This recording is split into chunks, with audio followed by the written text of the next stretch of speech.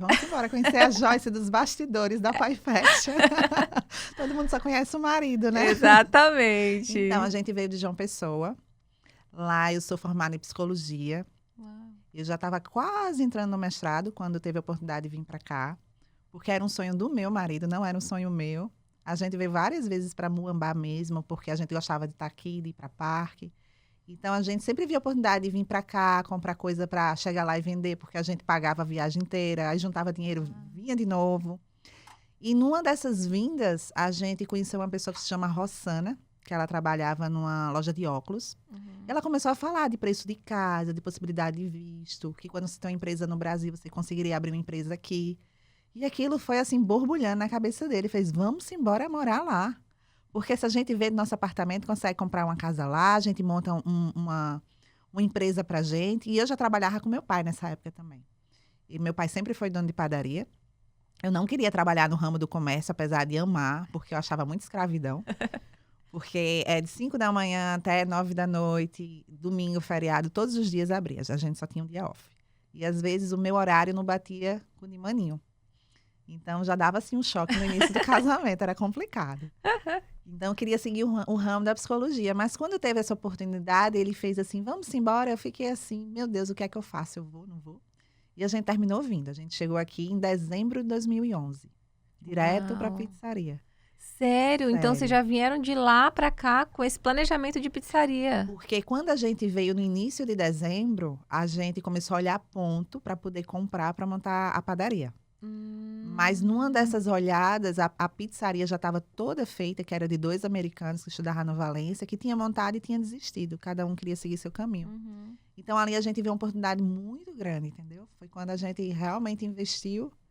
A gente comprou, voltou. A Carol Larson fez até, nessa época, ela ajudou muito a gente na negociação. Ah, isso que eu ia até perguntar para você. Vocês fizeram tudo isso por conta própria ou teve esse suporte de Não, algum a gente teve um profissional? suporte de um amigo que veio de Washington, D.C., até conhecer a Carol. Então, quando a gente conheceu a Carol, ela que tomou conta, ela que foi lá, fez o fechamento da pizzaria. Isso foi no dia 15 de dezembro.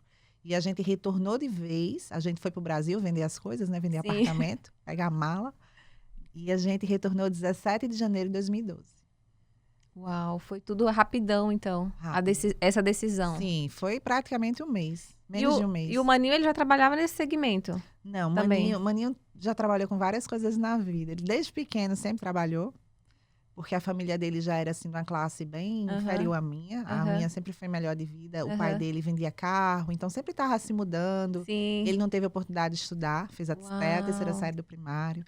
Então, sempre foi uma pessoa assim que precisava vender cocada na rua, o bolo que a mãe dele fazia.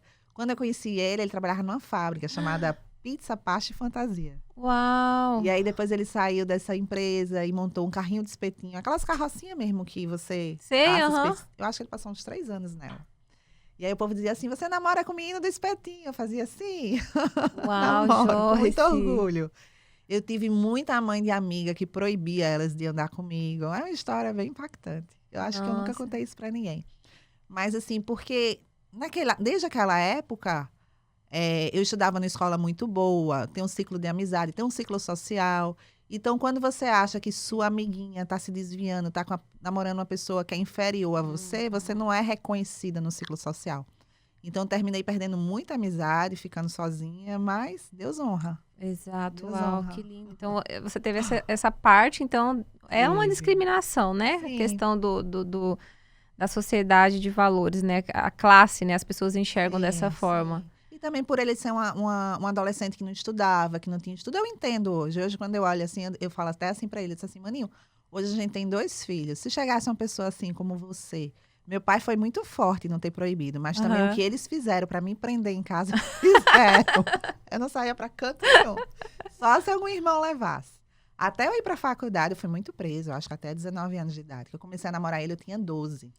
Foi meu primeiro namorado. Uau. Como vocês se conheceram? Na festa de uma amiga. Ele foi de penetra. Ele foi com um amigo.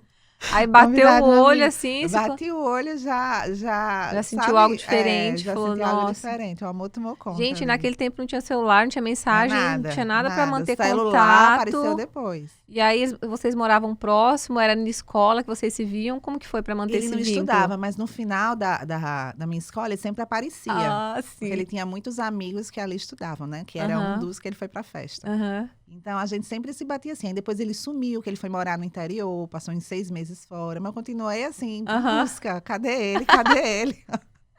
Sabe aquela menina persistente? Sim. Até que ele voltou a morar em João Pessoa de novo. Aí foi quando a gente ficou pela primeira vez. Porque até então eu só tinha conhecido. Eu nunca tinha beijado na boca. Aham. Então eu não tinha tido coragem, assim, de ficar com ele de primeira, entendeu? Sim, sim. Até que vai amadurecendo, assim, diz assim, se tiver oportunidade, eu não deixo passar.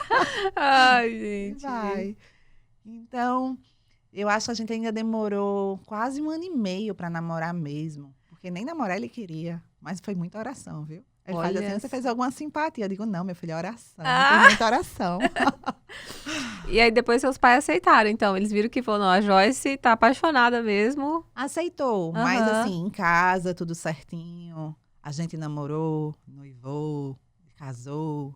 Aí eu acho que 2 anos depois de ter casado que veio pra cá. Eu casei em 2008 e a gente chegou aqui em 2010, né? 2011, mais ou menos. Ah, então vocês tinham recém-casados. Tava, né, pouco tempo de casado. Porque eu falo Sim. que 1 ano, 2 anos ainda no casamento, a gente tá Sim. começando ali a... E minha mãe queria que eu tivesse assim, não queria que eu tivesse casado, queria que eu tivesse me formado. Acho que é o sonho de toda mãe, né? Sim. Mas eu disse assim, o que eu não posso é ter filho antes, porque realmente se eu tiver filho ia me atrasar um pouco. Uhum. Mas eu terminei casando, me formei, fiz tudo conforme toda mãe quer, né?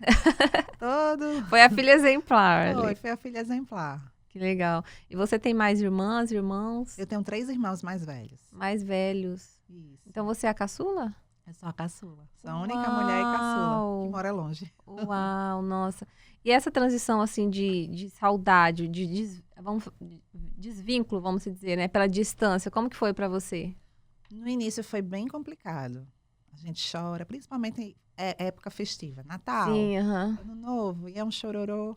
Depois eu falo que vai amenizando, a gente vai se acostumando. Mas eu acho que o que me ajudou mais foi depois que eu tive filho. Ah, tá. Porque depois que você tem filho, eu acho que nasce uma mãe, a chave muda, você vive para eles, você quer fazer eles felizes. Então, eu esqueci mais um pouco, sabe, de quem tá no Brasil. Não esquecer, assim, não sofrer. Aham. Mas, assim, às vezes uma videoconferência Já alivia. calienta o coração. É. Eu falo que quando a gente chega, os 6 primeiros meses, 1 ano, sei lá, depois que vai passando aquele tumulto de documento, que a gente fica envolvido nisso Sim. também, aí dá aqueles dias que a saudade aperta muito, né? Isso. Mas hoje em dia eu falo que a tecnologia ajuda mais, Muito. né? Ajuda muito. E o tempo vai passando, as coisas vão melhorando. Então hoje você tá com quantos anos de casado que vocês estão nessa jornada, assim? Agora, em novembro, dia 8, a gente faz 17 anos de casado. 17 anos de jornada, é isso aí. E aqui, voltando agora para a Pie Faction e para a história empreendedora de vocês, né? Comprar a Pie Faction era de americanos, era outro nome, né? Não, era o mesmo. Era o mesmo Era o nome. mesmo. Ah, isso que eu queria saber. Ele era uma simbologia da perfeição. Então, eles pegaram a palavra Uau. perfection e quebraram. Porque pie relembra pizza, que muito americano chama a pizza de pie. E o faction de perfeição. Então, era pie faction. Só que a pizzaria, maravilha. a logo dela era o símbolozinho, tem um símbolozinho com pincel, Uhum. porque era tudo remetido à arte. Era cheia de quadro, com arte. Então, com o tempo, a gente foi mudando, sabe? Pra criar a... E lá era como se fosse o Subway da pizza. Você chegava, escolhia o molho, tinha vários. Aí escolhia os toppings, o tipo de queijo. Só que eu vi que aquela proposta não rolava, porque americano não sabe escolher. Às vezes fazia uma... Às vezes olhava e falava, ó, pepperoni. E a fila ia crescendo, meu coração palpitava. Porque você tinha que estar fazendo na hora. Você abria a massa, perguntava, qual molho, what sauce? E ele falava, buffalo hot, what cheese, cheddar cheese. Aí você colocava. Uhum. Aí, de repente, ele voltava a dizer que não gostava da pizza. Aí você olha assim, também essa combinação. Aí foi quando a gente decidiu entrar com sabor brasileiro também, até para atrair brasileiro. Uhum. Na época que eu cheguei, tinha bastante brasileiro aqui. Não tinha muita coisa brasileira. Eu acho que só existia Camilas, o Vitórios e a Pão Gostoso, de brasileiro. E existia uma pessoa que fazia bolo em Hunter's Creek que se chamava Angélica, da Yams Cake. Quando eu queria comer uma coxinha, tinha que ir lá, bolo. Não tinha essa quantidade, essa variedade que tem Nossa, hoje. hoje tem. Hoje a gente nem se lembra mais do Brasil, Não. porque você tem comida boa, tem churrasco, tem tudo. É verdade.